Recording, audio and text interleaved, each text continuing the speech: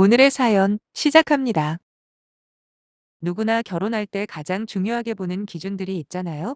저 같은 경우에는 남자가 자기 부모에게 어떻게 하는가, 이걸 제일 유심히 지켜봤습니다. 물론 경제적인 능력이나 기본 품성도 중요하긴 하죠. 하지만 저도 나름 이름 알려진 회사에서 커리어를 쌓고 있고, 거기다 저희 친정 부모님 역시 노후 준비 확실하시다 보니 돈 문제는 크게 신경 쓰지 않았습니다. 그저 확실한 자기 직업이 있고 성실하기만 하면 된다는 생각이었죠. 그리고 남편 될 사람의 인성은 기본 중에 기본 아닌가요? 사실 제게는 3살 많은 언니가 한 명 있어요. 5년 전에 결혼했다가 현재는 이혼한 상태인데 언니가 이혼을 결심하게 된 결정적인 원인이 바로 형부였거든요. 직업도 괜찮고 사람 자체로만 보면 성격도 좋은 편이긴 합니다. 하지만 되지도 않은 이유로 저희 언니를 시집살이시키는 자기 부모님에 대해서는 한마디도 못하고 언니를 지켜주기는커녕 두 손 놓고 방관만 했더라고요. 결국 참다 못한 언니가 이혼을 결정한 거죠. 그렇다 보니 지금 남편과 한참 연애하고 결혼까지 생각할 관계가 되면서부터 저는 남편이 시부모님한테 어떤 식으로 대하는지가 너무 관심이 가더라고요. 사람이 살다 보면 실수를 안 할 수가 없는데 시부모님 역시 마찬가지잖아요. 그럴 때 남편이 어떻게 대처를 하는지 보면 앞으로 저와 결혼한 후에도 대략적인 견적이 나온다고 생각했거든요. 다행히 오랜 시간 동안 지켜봐온 결과 남편은 아주 합리적인 남자더라고요. 자기 부모님이라고 해도 상식을 벗어난 말씀을 하시거나 그릇된 판단을 할 때마다 부드럽지만 확실하게 짚고 넘어갔거든요. 물론 저한테도 마찬가지였고요. 그렇다고 자기 생각만 옳다 우기지도 않아요. 상대방 이야기도 충분히 들어보고 신중하게 결론을 내리는 타입이라. 저는 마침내 연애기간 3년 만에 결혼까지 허락을 했습니다. 작년 9월에 결혼했으니 지금 거의 반년이 다 돼가네요. 제가 예상했던 대로 남편과는 아직까지 아무런 문제 없이 잘 살고 있습니다. 시아버지도 남편처럼 무던한 편이시고요. 그럼 이제 남은 건 딱 한 사람이겠죠? 지금 제가 사연을 신청하게 된 원인을 제공하신 시어머니입니다. 남편과 연애하면서 겨우 한두 번 스치듯 인사드린 게 전부라 그때까지만 해도 어떤 분인지 짐작을 못했는데 상견례 때 확실하게 알겠더라고요. 결코 좋은 분은 아니라는 걸 말이에요. 제가 왜 그렇게 판단을 내렸냐면 왜 보통 상견례 때는 자기 자식 칭찬보다 상대방을 띄워주는 게 일반적이지 않나요? 실제로 저희 부모님도 그러셨거든요. 연신 남편을 언급하면서 이렇게 훌륭하게 키우시느라 고생이 많으셨다. 요즘 참 보기 드문 청년이다. 비록 많이 부족하겠지만 며느리로서 이뻐해 주시면 고맙겠다라고요. 그리고 자연스럽게 바톤을 이어받으신 시아버지 역시 저에 대해서 좋은 말만 해주시며 화답을 해주셨는데 막상 시어머니는 정반대였어요. 딱히 저를 까내리시지는 않았지만 자기 아들이 학창 시절에 얼마나 공부를 잘했었고 또 얼굴도 잘생겨서 여자애들한테 인기가 많았다느니 아주 자식 자랑에 여념이 없으신 겁니다. 순식간에 분위기가 어색해진 건 두말하면 잔소리겠죠.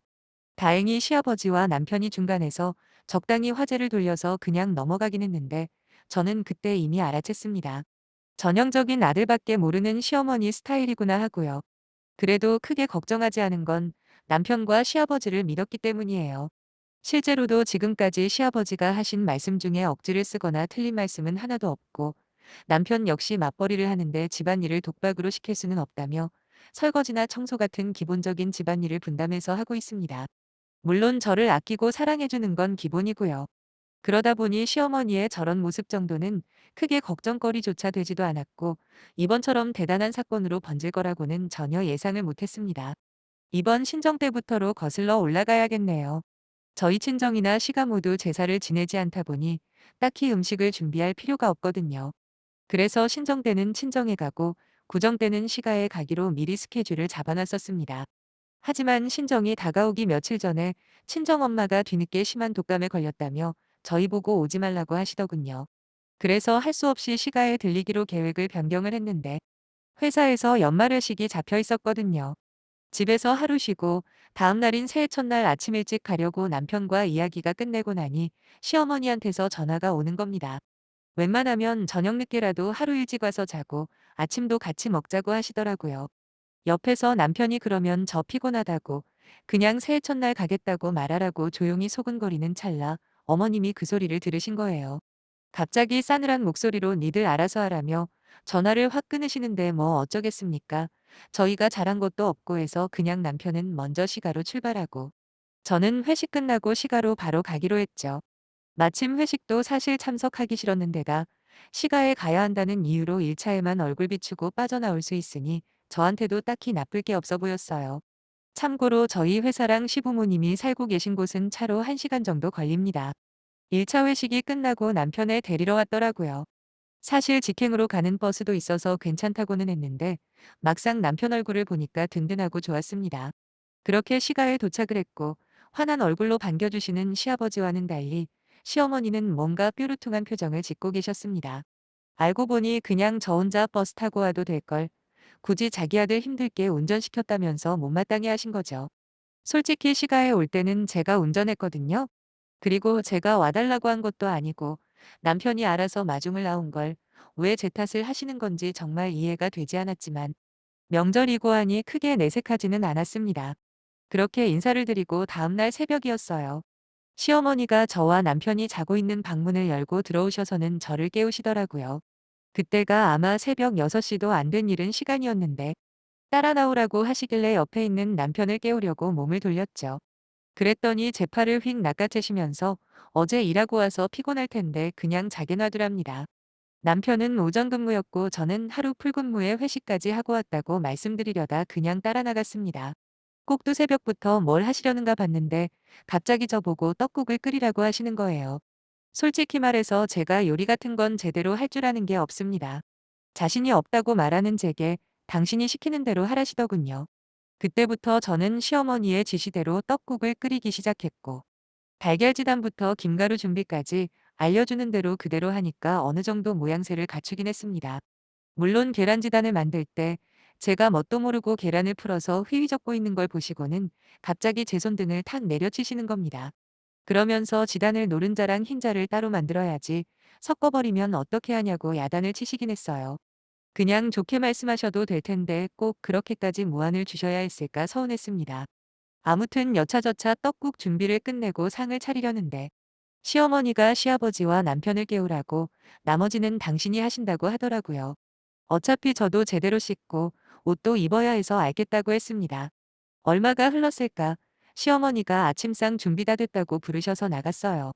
온 가족이 둘러앉아 시어머니가 떠주시는 떡국을 봤는데 저는 깜짝 놀랐어요.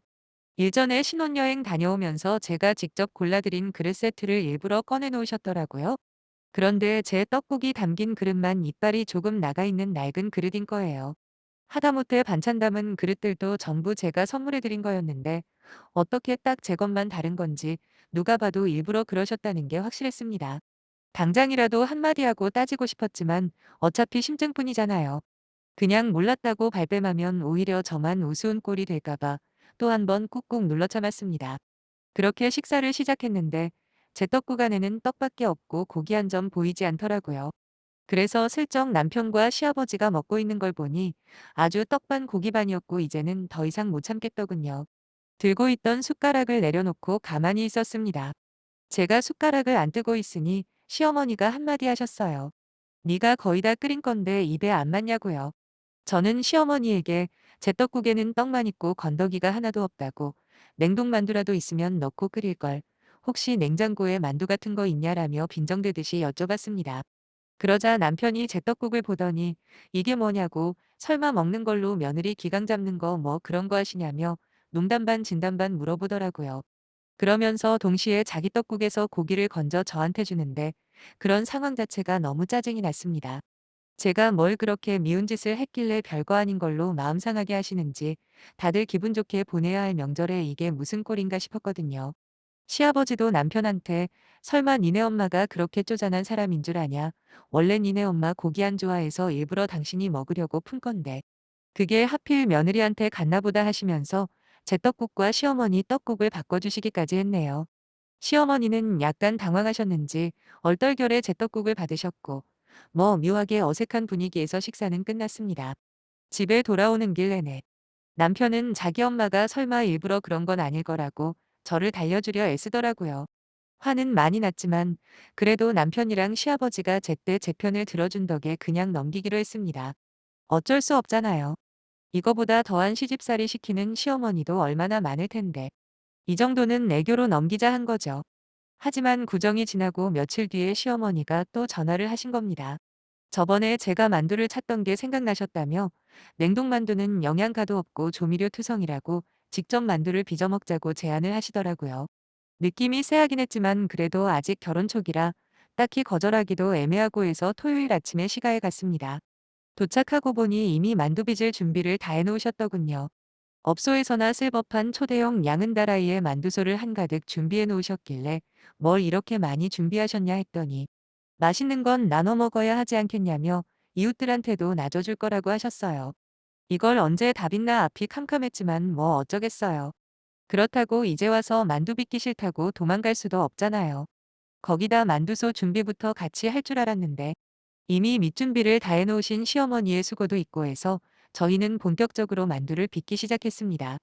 남편도 그날은 시어머니가 들어가 쉬라는 말에도 불구하고 제 눈치를 살피며 옆에 앉아서 그 두꺼운 손으로 만두를 같이 쪼물딱거리며 못난이 만두를 생산하고 있었고요. 처음으로 그렇게 많은 양의 만두를 만드는 거라 솔직히 쉽지는 않았지만 그래도 남편이랑 둘이서 하니 마치 데이트하는 것 같고 재미는 있더라고요.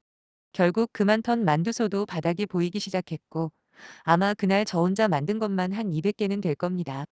허리가 아파 죽을 것 같았지만 그래도 앉은 자리에서 다 끝냈어요. 시어머니도 같이 하기는 하셨는데 옆에 남편이 도와주고 있는 게 꼴보기 싫었는지 계속해서 남편한테 잔심부름을 시키면서 최대한 남편을 빼내려고 노력하셨습니다. 드디어 만두국을 끓일 시간이었는데 아침 대바람부터 만두만 빚어내다 보니 엄청 허기가 지더군요. 그런데 만두국을 거의 다 끓였을 무렵 시어머니가 저한테 심부름을 시키는 겁니다. 앞집에 만두 좀 가져다 주라고요. 남편이 일단 식사부터 하고 자기가 가져다 준다 하는데도 꼭 저한테 시키시길래 후딱 다녀왔죠. 그리고 겨우 자리에 돌아와 식사를 하려는데 순간 뭔가 말로 형용할 수 없는 위화감이 들었어요. 혹시나 싶어 숟가락으로 국물 안을 휘휘 저어보니 제 만두국에 들어있는 만두들 상태가 이상한 겁니다. 자세히 살펴보니 글쎄 남편이 만들다가 실패한 옆구리 터진 만두들만 제 그릇에 담겨 있는데 정말 그 순간 겨우 잡고 있던 제 인내심이 끊어지는 소리가 들리는 듯 했습니다. 저는 그대로 제 그릇을 들고 일어나 싱크대로 성큼성큼 갖고 그대로 다 부어버렸네요. 그리곤 비닐봉지에다가 제가 만든 만두를 최대한 가득 담기 시작했습니다. 온 식구가 저의 돌발 행동에 아무 말도 못하고 멍하지 쳐다만 보고 있었고요. 만두를 대충 담고 나서 시어머니에게 그랬습니다. 어머님 눈에는 제가 가족으로 안 보이시니 이거 가지고 가서 저희 집 가서 혼자 먹겠습니다.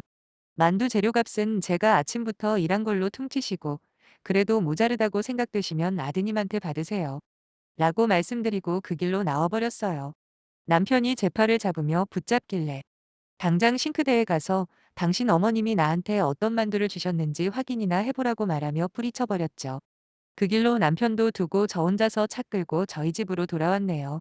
얼마나 승질이 나는지 씩씩대며 혼자서 분을 삭히고 있었는데 두어 시간이 지났을까 남편이 문을 열고 집 안으로 들어오더라고요. 솔직히 남편이 어떤 반응을 보일지 긴가민가 했어요.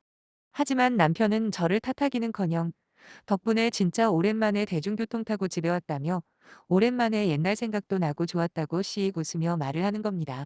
그리고는 옆에 앉더니 제 손을 잡으면서 진심으로 미안하다고 사과를 하더군요. 안 그래도 지금까지 자기 엄마한테 뭐라고 하고 오는 길이라며 자기도 자기지만 아버지가 더 화가 나셨다는 겁니다. 지금까지 잘 참아줘서 고맙다. 다음부터는 이런 상황 안 생기게 자기가 중간에서 더 신경 쓸 테니 너무 상처받지 말라고 하는데 참 고마웠습니다. 머리로는 쉽지만 그래도 팔은 안으로 굽는다잖아요. 어떤 상황에서도 객관적으로 상황 판단을 할 줄 아는 남편이 그날따라 더 든든하게 느껴졌네요. 거기다 시아버지께서도 전화를 하셔서 따로 사과를 하셨고요. 전에 듣기론 그날 시어머니는 시아버지랑 남편 두 명한테 엄청 혼이 났다고 하더라고요. 남편은 제 마음이 풀릴 때까지 시가에 안 가도 괜찮다고 하는데 솔직히 이만한 일로 발길 끊고 자시고 할 건 아니라고 생각해서 앞으로 하던 대로 할 예정입니다. 시어머니도 이번 일을 겪으셨으니 같은 실수는 안 하시겠죠. 며느리만 보면 아들 뺏어간 여자로 생각해서 미워하고 시기 질투하는 시어머니들이 많다는 이야기는 들었지만 막상 제가 직접 경험하니 정말 난감하긴 하더라고요. 그래도 든든하게 내 편이 되어주는 남편과 시아버지도 있고 무엇보다 기죽지 않고 할 말은 할 줄 아는 저를 믿고 앞으로도 똑부러지게 잘 살겠습니다. 사연 읽어주셔서 감사합니다. 좋은 하루 되세요.